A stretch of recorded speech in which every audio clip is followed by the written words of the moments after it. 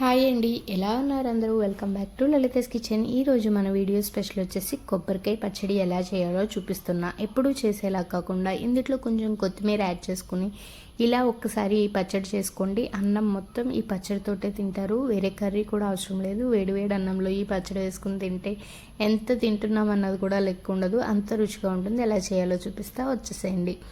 ముందుగా ఒక ప్యాన్ తీసుకుని అందులో ఒక 2 to 3 స్పూన్స్ వరకు ఆయిల్ వేసుకుని ఆయిల్ మంచిగా హీట్ అయిన తర్వాత మీరు తినే కారం బట్టి పచ్చిమిర్చి వేసుకోండి. ఇందులోనే మనం శుభ్రం చేసి కట్ చేసి పెట్టుకున్న కొత్తిమీర కూడా వేసుకుని 1 నిమిషం పాటు మంచిగా కలుపుకోండి. ఇది కలుపుకుని మూత పెట్టేసి కొత్తిమీర అనేది సాఫ్ట్గా అయ్యేంత వరకు మీడియం టు లో ఫ్లేమ్లో పెట్టి మంచిగా మగ్గించుకోండి.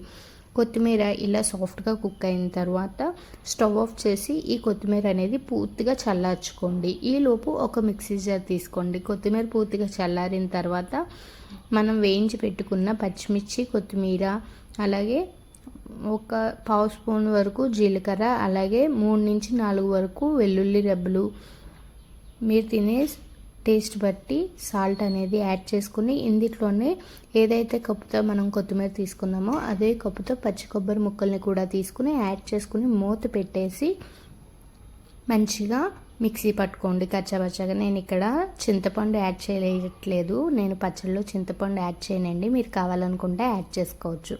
ఇలా కచ్చాపచ్చాగా మిక్సీ పట్టుకున్న తర్వాత ఏదైతే ప్యాన్లో మనం ఇవి వేయించుకున్నామో అదే ప్యాన్లో ఇంకొంచెం ఆయిల్ యాడ్ చేసుకుని తాలింపు పెట్టుకోండి. తాలింపులోకి ఆవాలు, జీలకర్ర, పచ్చిశనగపప్పు, మినప్పప్పు, ఎండుమిర్చి, కరివేపాకు వేసుకుని మంచిగా ఫ్రై చేసుకోండి. ఇది వేగిన తర్వాత పచ్చడి కూడా ఇందులో యాడ్ చేసుకుని 1 నిమిషం పాటు పూర్తిగా కలిసేటట్టు మంచిగా మిక్స్ చేసుకుని సర్వ్ చేసుకుంటే మన కొబ్బరికాయ కొత్తిమీర పచ్చడి అనేది రెడీ అయిపోతుంది. చాలా టేస్టీగా ఉంటుంది. మీరు కూడా ఒకసారి ట్రై చేసి ఎలా వచ్చిందో కామెంట్స్లో చెప్పేసేయండి.